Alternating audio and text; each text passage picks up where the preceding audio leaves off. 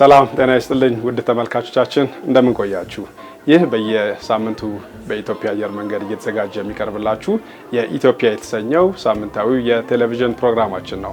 በባለፈው ሳምንት በኢትዮጵያ አየር መንገድ የፍላይት ኦፕሬሽን እንቅስቃሴዎች የጎበኘን ሲሆን በዛሬው የቀጣይ ክፍሉና የመጨረሻው ፕሮግራም በሚሆነው የምስለ በረራ ጋር በተገናኘ በኢትዮጵያ አየር መንገድ የፍላይት ኦፕሬሽን ምክትል ፕሬዚዳንት ከሆኑት ከካፒቴን ዮሴፍ ኃይሉ ጋር ቆይታ ማድረግ ይሆናል። እስከ ፕሮግራማችን ፍጻሜ አብራችሁን ቆዩ።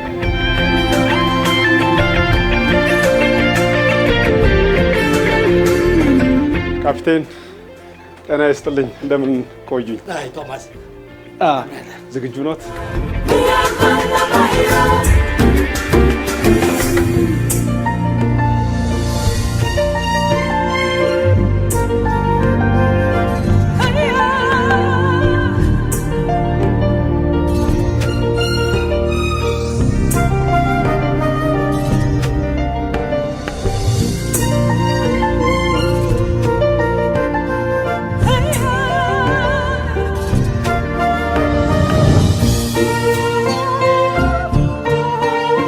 ካፕቴን እንደምናየው እንግዲህ ይሄ የምስለ በረራ እውነተኛ አውሮፕላን ይመስላል።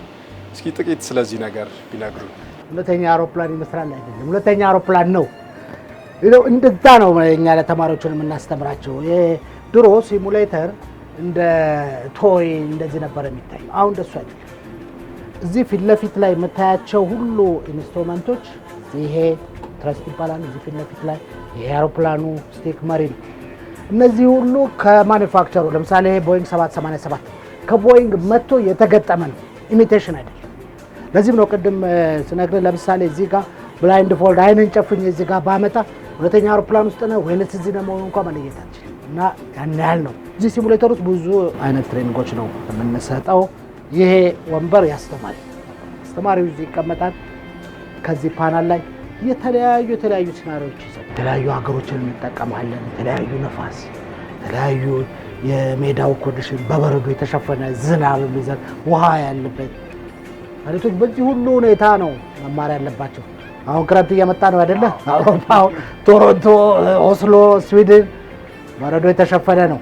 አሁን እንደሱ አይነት ትሬኒንጎችን አሁን አጠንክረን ለፓይለቶች እንሰጣለን። ኦል ሲናሪዮስ ነው እዚህ አውሮፕላን ላይ ማኒፋክቸረሩ የሰጣቸው ትሬኒንግ ሴራሪዎች ሀፕን ሊያደርጉ የሚችሉ ከዛ ውጭ ሀፕን ሊያደርጋቸው ቦምብ ሊፈነዳ ይችላል።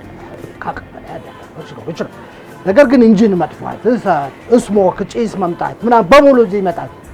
ፓይለቱ እነዚህ ስዊቾች እንዳልኩ አውሮፕላኑ ላይ ያሉ ስዊቾች ናቸው። እነዚህን ቼክሊስቶች አሉ። ቅድም ቴክኒካል ኤንድ ሪሰርች የሚያወጣቸው ኪዋሬች የሚባሉ ማለት ነው። በዝዶን ዛት ኢንጂን ፋየር መጣ። ኢንጂን ፋየር ይሄ ነው የሚፈለገው። በሜሞሪ የሚሰሩ አንዳንድ እንደ ሳተላይት ብራም ነገሮች ቶሎ አክሽን መውሰድ ያለባቸው። እሱን ከሰራ በኋላ ከዛ ቼክሊስቱን ፕሮፐርሊ ተከትለን እንሄዳለን። ሁለት ነው ቼክ ኤንድ ኮንስ እየተደራረክ ነው። አንተ ታነባለህ፣ እሱ ይሰራል። ወይ ደግሞ እሱ እኮ ነው የሚያነባው፣ አንተ ትሰራዋለህ። ምንም አይነት ስህተት እንዳይሰራ ማለት ነው። እንግዲህ ካፒቴን የኢትዮጵያ አየር መንገድ ብዙ የአውሮፕላን ሞዴሎችን ኦፕሬት ያደርጋል። ከነዚህ ሞዴል አውሮፕላኖች ምን ያህሉ በምስለ በረራ ስልጠና ይሰጥባቸዋል? አሁን ዘመን ስልጠናዎች በሙሉ በሲሙሌተር የታገዙ ናቸው። በተለይ ከኖርማል ያልሆኑ እንደ ኢመርጀንሲ ምናምን አውሮፕላኑ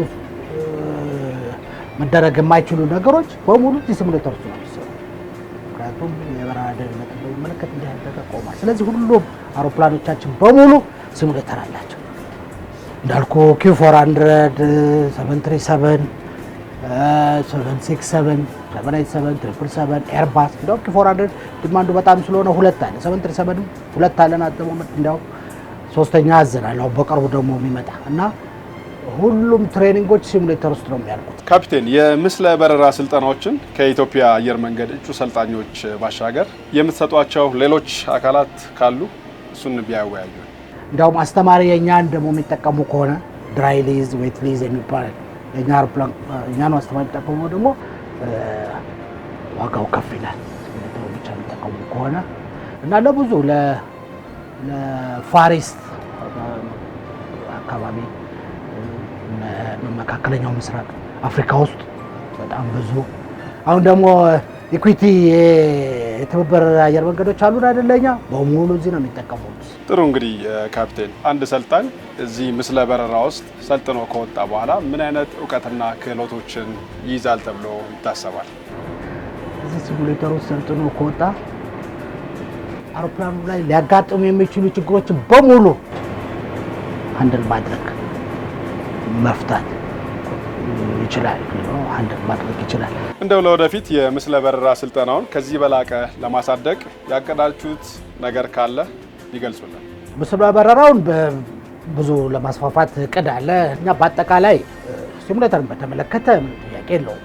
ድርጅቱም እያደገ እየሰፋ ስለሚሄድ በዚህ ባለው ሁኔታ ሊቀጥል አይችልም። አሁን ለጊዜው 777X ይመጣል። አሁን የሱ ሲሙሌተርም ይኖራል።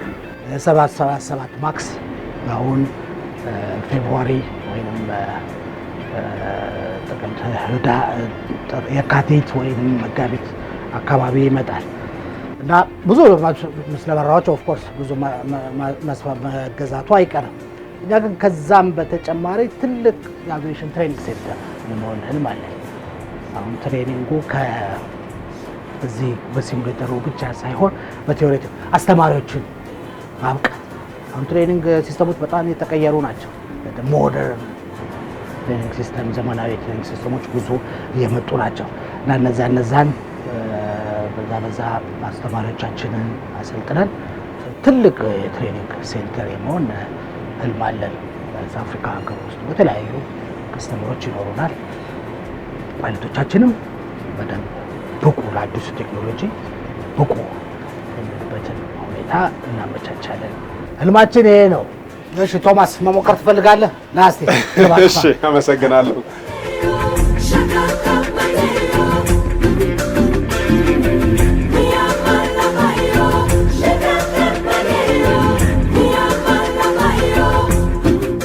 ካፕቴን ዮሴፍ ኃይሉ በኢትዮጵያ አየር መንገድ የኢትዮጵያ አየር መንገድ የበረራ ኦፕሬሽን ምክትል ፕሬዚዳንት ስለሰጡን ሰፊና ጥሩ ቆይታ እጅግ አድርጌ አመሰግናለሁ።